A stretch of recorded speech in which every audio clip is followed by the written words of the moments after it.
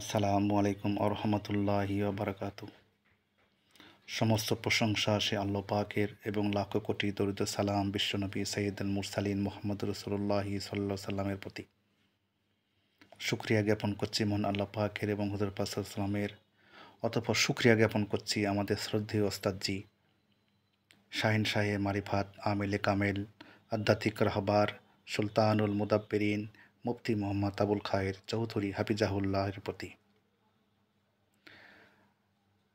আমাদের ওস্তাদজির চ্যানেলে প্রায় 20টির মতো হাজিরাত দেওয়া রয়েছে। ওখানে 20 নম্বর হাজিরাত একটা দেওয়া ছিল সেহেরে গোলাপ। সেহেরে গোলাপ দিয়ে লিখিত আকারে হাজিরাতের উত্তর পাওয়া যায়। প্রশ্ন আকারে লিখে রাখলে রাতে সেহেরে গোলাপ লিখিত আকারে উত্তর লিখে দিয়ে যান, হাজিরাতের উত্তরটা লিখিত আকারে পাওয়া যায়। সেহেরে গোলাপের আরেকটা হাজিরাত তসবি দ্বারা করা যায়। আমার ওস্তাদজি অনুমতিক্রমে এই তসবিদের হাজিরাতটা আমি দেখিয়ে দিচ্ছি ইনশাআল্লাহ। প্রথমে এরকম একটা 40 দানার একটা তসবি নিতে হবে। এটা আমি বানিয়েছি বাসাতে 40 দানা দিয়ে। তো এরকম একটা 40 দানার তসবি বানিয়ে নিতে হবে প্রথমে, এইরকম। তারপর বৃহস্পতিবার এশার নামাজের পর প্রথমে আমল করতে হবে। প্রথমে 2 রাকাত সালাতুল হাজত নামাজ পড়তে হবে। পড়ার পরে আল্লাহর কাছে দোয়া করতে হবে।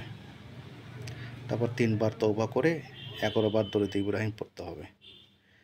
তারপর চোখ বন্ধ করে সেহেরে গোলাপ বিয়াক্কে সুলাইমান বিন দাউদ আলাইহিস সালাম এটা 41 বার পাঠ করতে হবে এবং তারপর 11 বার দরুদ ইব্রাহিম পড়ে উপর থেকে নিচ থেকে একটু ফুঁ দিতে হবে। এই তসবির মাথা থেকে নিচ পর্যন্ত ফুঁ দিতে হবে। তারপরে সুতোটা ধরে বলতে হবে সেহেরে গোলাপ আল্লাহ পাকের হুকুমে অতি দ্রুত আমার তসবির ভিতরে এসে হাজির হন বলতে হবে 3 বার 5 বার 7 বার। বলার পরে দেখবেন আমি দেখাচ্ছি, আমি এগুলো পড়ে নিয়েছি, সময়ের ব্যবধানে পড়ে নিয়েছি। আমি একটু দেখিয়ে দিচ্ছি, হাজিরাত করে দিচ্ছি 2-1টা, আপনারা দেখেন।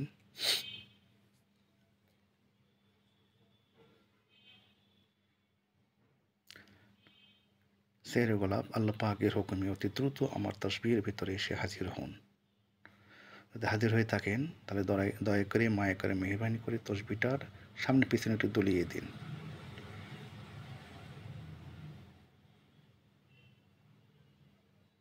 জি, আরেকটু জোরে জোরে দুলিয়ে দিন ইনশাআল্লাহ। জি, আরেকটু জোরে জোরে দুলিয়ে দিন। জি, আসসালামু আলাইকুম রহমতুল্লাহ। হুজুর, আমি 2টা হাজিরাত করব, আপনারা শুদ্ধ করে হাজিরাতটা করে দেবেন। প্রথম হাজিরাত হলো রোগীর নাম পারভিন বেগম, স্বামী সিদ্দিক, পিতা আকবর আলী সর্দার, মাতা বেবি খাতুন। একটু দেখেন তো হুজুর, এই পারভিন বেগমের কোনো সমস্যা আছে কিনা। যদি জিন জাদু রজাত বন্দেজ সেহের বদনজরের সমস্যা থাকে তাহলে সামনে পিছনে ঘুরিয়ে দিন, আর যদি কোনো শারীরিক সমস্যা থাকে তাহলে ডানে বামে ঘুরিয়ে দিন তসবিটা।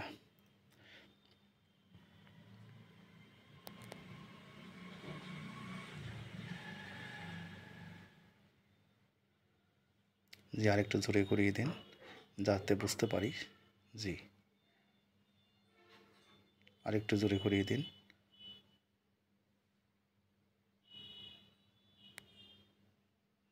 আরেকটু জোরে ঘুরিয়ে দিন।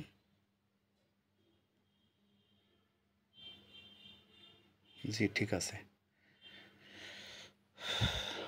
হুজুর, আরেকটা হাজিরাত করব, একটু জানিয়ে দিন দয়া করে। রোগীর নাম বেলাল হোসেন, পিতা আকবর আলী সর্দার, মাতা বেবি খাতুন। একটু দেখেন তো এই বেলালের কোনো সমস্যা আছে কিনা। উনি এখন থাকে যশোরে। তো যদি জিন জাদুর সমস্যা থাকে তাহলে ডানে বামে ঘুরিয়ে দিন, আর যদি কোনো সমস্যা না থাকে, শারীরিক সমস্যা হয়, তাহলে সামনে পিছনে ঘুরিয়ে দিন।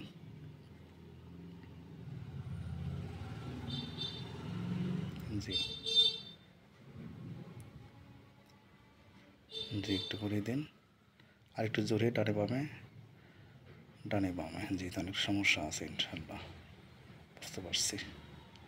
জি ঠিক আছে, থামেন। আসসালামু আলাইকুম রহমতুল্লাহ।